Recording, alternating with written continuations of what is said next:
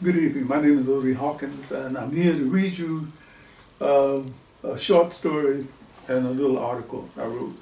As promised, we're sticking with the format of short stories and short pieces this year, because last year I read excerpts from novels, and it was hard work. I don't want to do that anymore.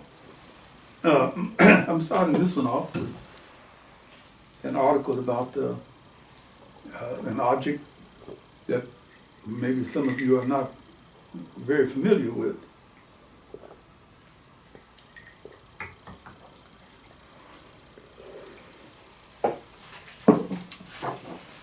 Kotex-Pads, Okay.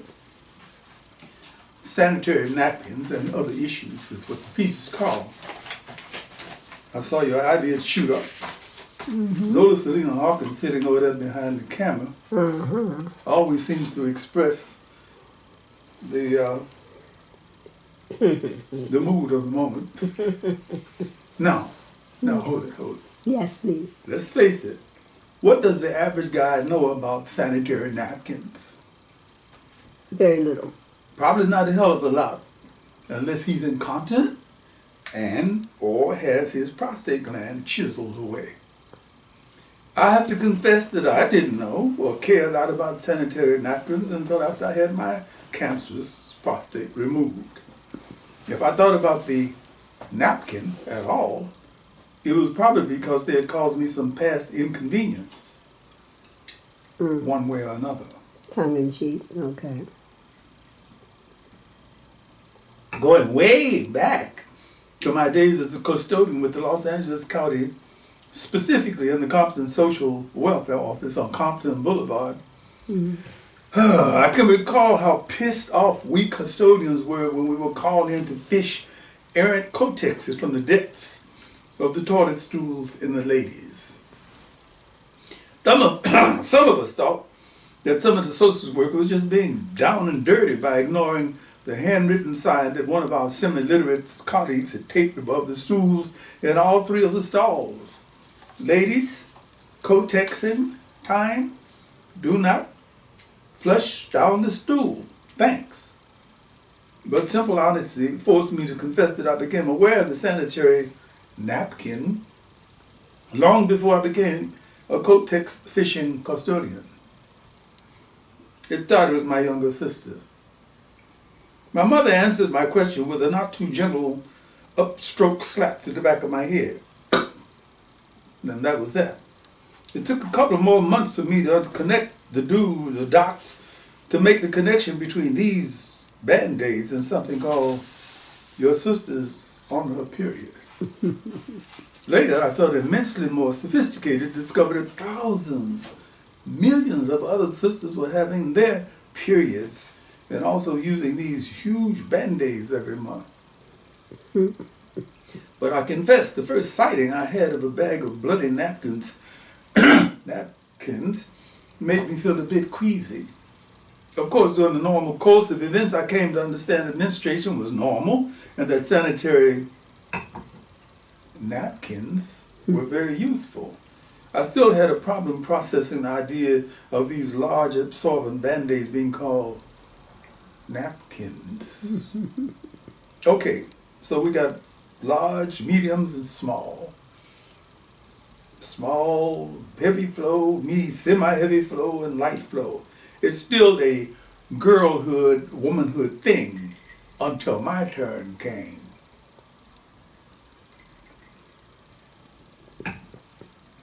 Mr. Jackson, you'll be using some form of absorbent material to handle your post-prostate drip.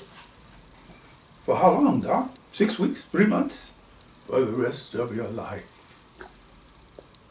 I was going to have a period for the rest of my life. This was the post-prostate gland removal reality, and I had to deal with it. So what's it to be? Super diapers, pants, or napkins? I chose napkins and got about the business of learning something about these previously mysterious things. It didn't take long to determine that the napkins had a lot more going for them than mere absorbency. Aside from coming in small, medium, and large, they were marketed in different ways by different people. Take a glance at the types of models who appear in the trendiest magazines to understand what I mean. Right. All females. Not one man anywhere in the mix. Gender discrimination should not be tolerated. Okay. As a 9-year survivor of prostate cancer, I had to ask out loud, are we missing a demographic here? Mm-hmm. As the whole planet knows by now, females only use the absorbent pads for a few days, once a month. Most prostate cancer survivors whose bladders have been weakened by the operations are apt to use as many pads per day as the average female uses over a 3-4 day period. No pun intended. My suggestions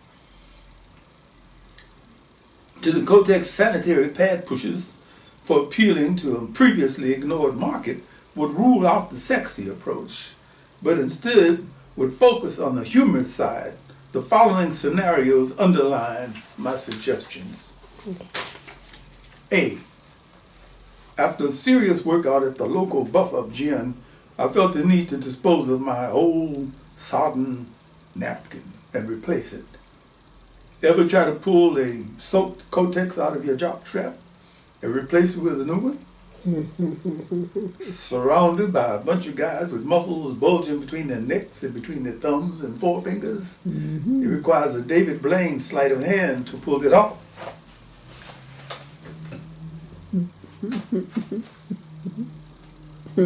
B. 2.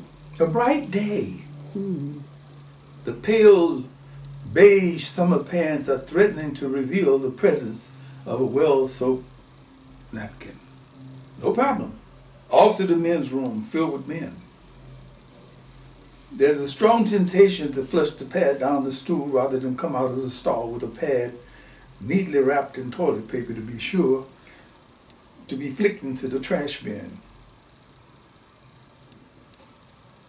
Somebody is always watching. 3.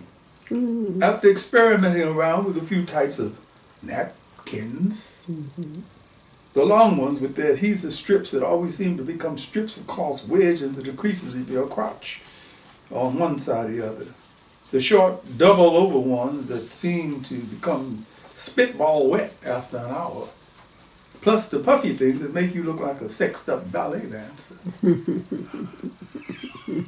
Think about that. I decided on a brand that seemed just right for someone who's going to use it at least 4 or 6 of the bad boys once a day for years and years and years. Ultra Thins. Regular 22 pads per pack. Way to go. Now, where would I go to get as many of the bloody things as needed cheaply?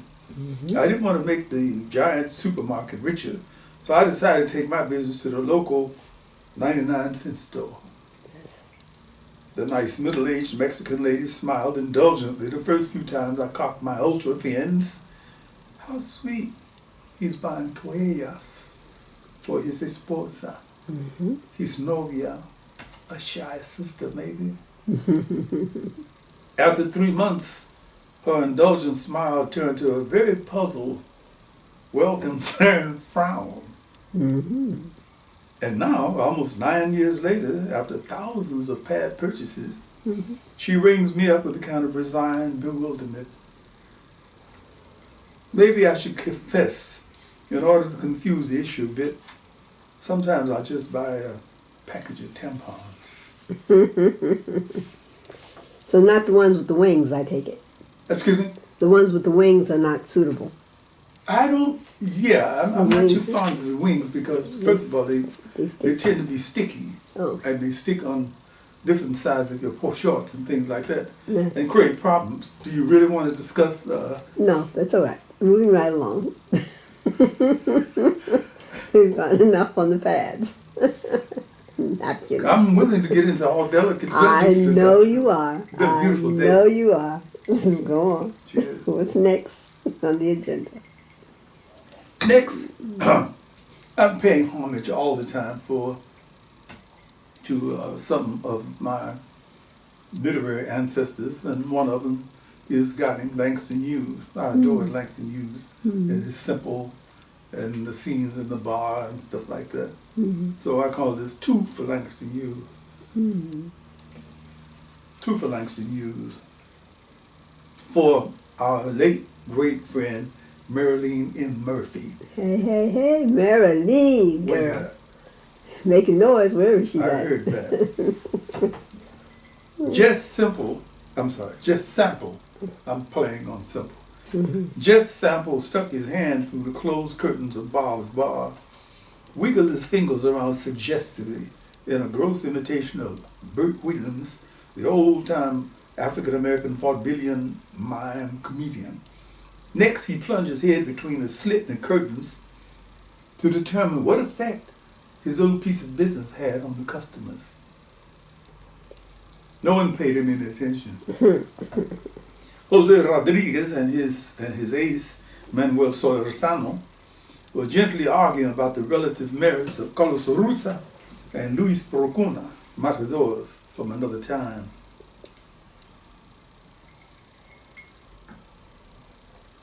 Wanda the poet was scribbling and erasing what they all presumed to be her latest poem. Bitterroot, the permanently ill-tempered black man, sipped his warm beer as he imaged on the mirror on the other side of the bar. Bob, the owner-bartender of Bob's Bar, casually washed and dried glasses at the far end of the bar, pausing to look at the soundless TV at the other end of the bar. Soundless, no sound, Gotcha. no pictures. Just Sample flapped the heavy curtains open, entered, and closed the curtains behind him. Bob's Bar, a cool oasis in the South Los Angeles desert, a few blocks south of the Dunbar Hotel. "Como estáis, mis amigos?" He greeted the Spanish-speaking Rodriguez and Solorzano. They were instantly struck by contagious laughter. This guy spoke the worst Spanish on the planet. They laughed so hard they couldn't reply. Continuing his stroll down the bar to his favorite seat, he paused to glance over Wanda the poet's shoulders. She was busily working out her monthly budget, making revisions as she wrote figures. "How you doing, Lady Wanda?" She turned a murderous-looking expression in his direction, but answered in a soft, civil voice. "Oh, hi, Jess. I'm okay. How you doing? Can't kick. I could have more of it, but it couldn't be better." She ignored his reply and turned back to try to work out her Social Security budget. Jess passed Bitterroot without speaking. Bitterroot was known to cuss people out who disturbed his mood. "What's the matter, Jess Sample? You done forgot your manners? You don't know how to speak to folks?" "Oh, sorry, Root. What's up?" The man they called Bitterroot turned back and stared malevolently into his mirrored image, leaving Jess with a puzzled expression on his face. Wonder why he spoke to me. He never said a word to me. Oh, well. Bob swabbed his space in front of Jess's bar stool. Finding somebody with a little life in him, he uncapped a frost bottle of beer and poured it into a frosted glass. Jess swooped the cold glass from the bar and drained half of it. That's what I call a gold beer. Bob's broad smile revealed a gold tooth in the front. I did. Where's our lovebirds? Their lovebirds were a couple of senior citizens that the regulars named Romeo and Juliet, because of their romantics at the bar. They were always pecking each other on the cheeks or holding hands. Oh man, Romeo and Juliet popped in here a little while ago for a cold one and popped back out again. She said they're on their way to San Francisco for a honeymoon.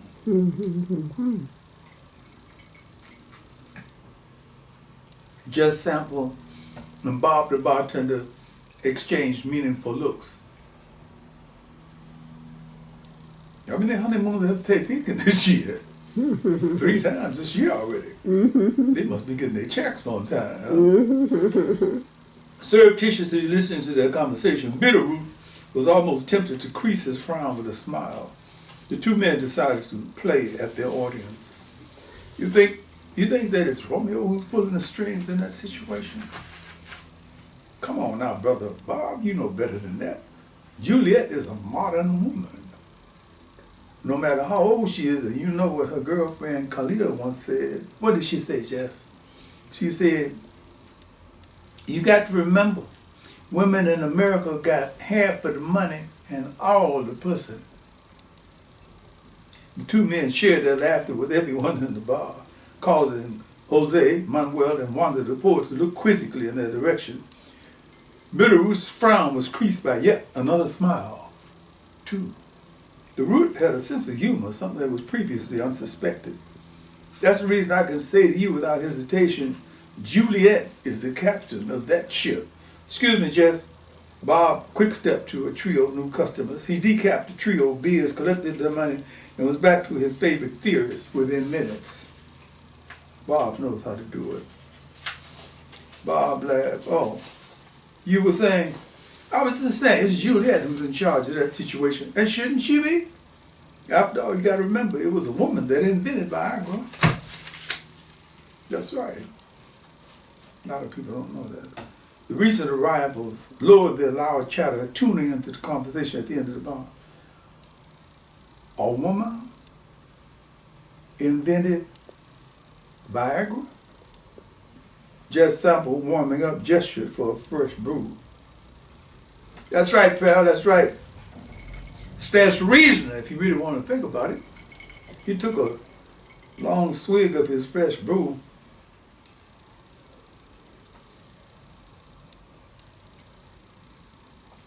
Pulling his brain waves together.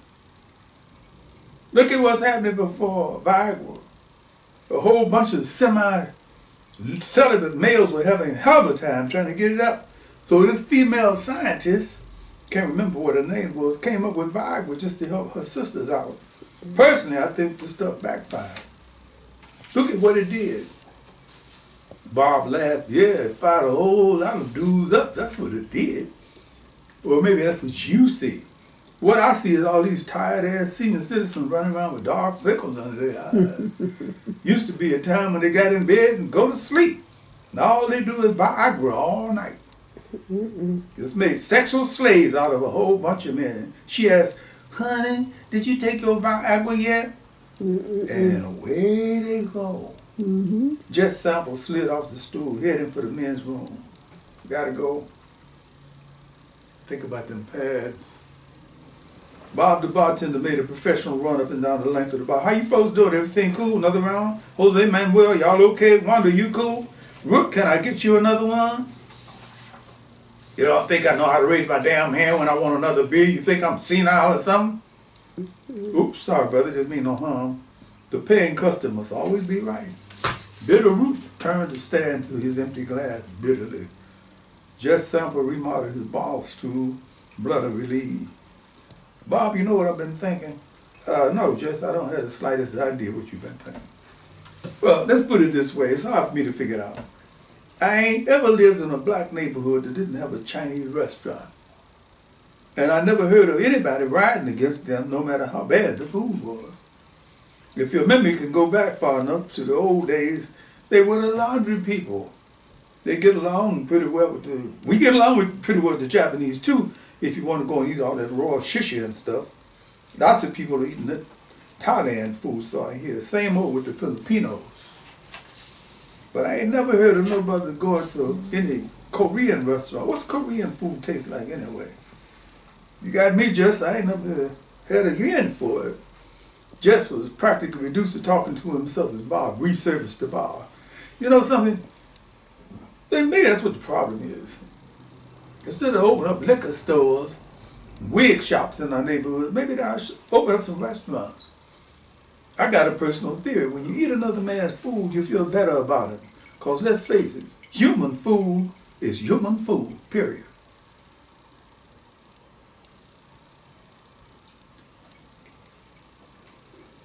Bob swabbed the wet beer rings in front of Jess. Damn, why don't these people use the coasters? I put it right there in front of them. You may be right, Jess. You just may be right. But I don't think a lot of people can get into what they ain't never had. Jess Sample took a deep breath. The conversation was about to go off into one of their favorite areas. Politics. Politics, that's what it is, a lying-ass politicians. They're the ones keep us apart, keep us in the dark, keep us from not getting together. Personally, I don't really see any heat for them. Most of the stuff they do could be done by ordinary, honest folks if the politicians would open up the closed shops. So what you saying is that we got to stop voting. No, I ain't saying that at all, not at all. What I'm saying is that we ought to get rid of all the politicians. I'm not saying we ought to kill them or anything like that. I'm just saying we ought to put them off somewhere. The gutturals coming from Bitterroot were indications that he wanted something. Excuse me, Jess. Yeah, Ruth, what can I do for you? Spring on now. How's that, Ruth? Bob asked politely, winking at Jess Sample with his off eye. Bitterroot glared at the bartender, then spoke between angry, compressed lips. I said, Springer on now. Time for Springer. You act like you got buffalo snot in your ears or something. Bob nodded pleasantly in Bitterroot's direction and strolled over to flick the channels to Jerry Springer. Jerry! Jerry! Jerry! Jerry!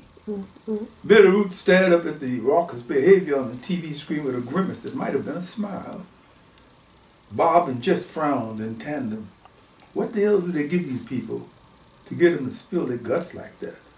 Bob, you have to remember, people are not the same as they used to be, especially the younger ones. You know what I'm saying?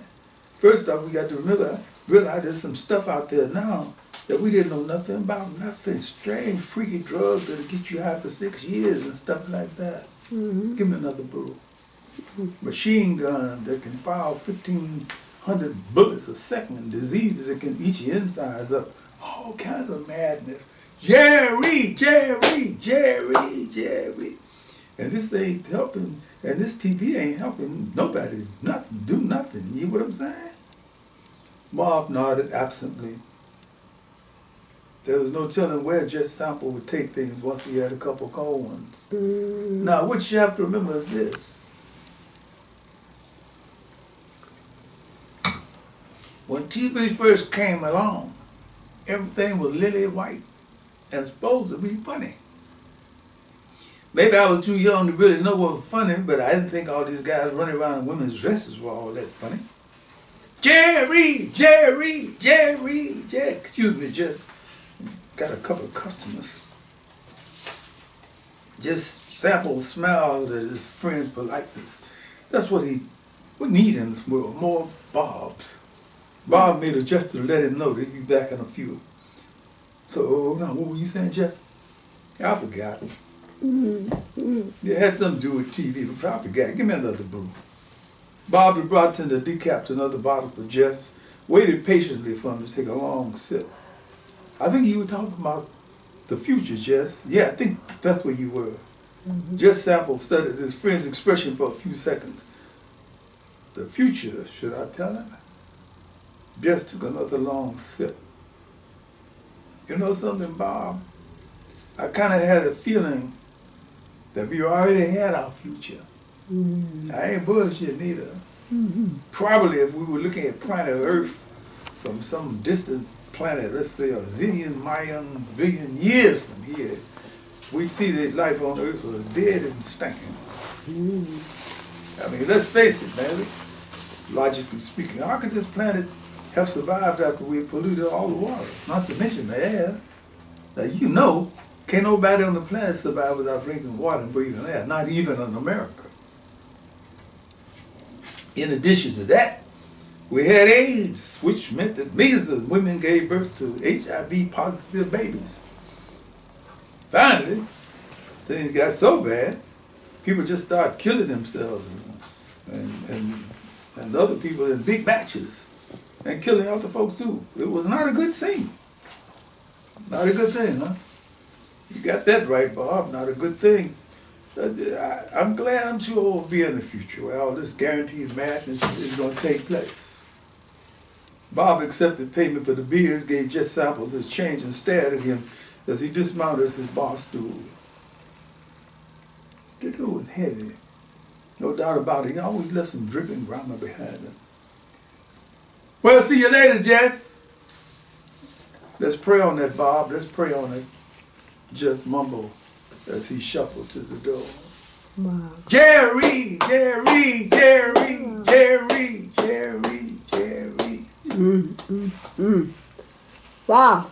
Two intense readings. Thank you very much, Odie Hawkins. For Langston Hughes. For Langston Hughes. Those who are watching this YouTube, if you like our YouTube, ubiquitous too, then please subscribe or hit the like button below. And Odie Hawkins' website is www.odiehawkins.com. Odie. That's OD, not anything else that some people call. And which I should tell people who call and say, Odie, do not get a return call. Hello, man. Speak to Odie Hawkins. Wrong No, wrong number. It's wrong. Odie. It's Odie. Yes, and thank you very much. And so here we have another moment in time, and in with It. Ness. It.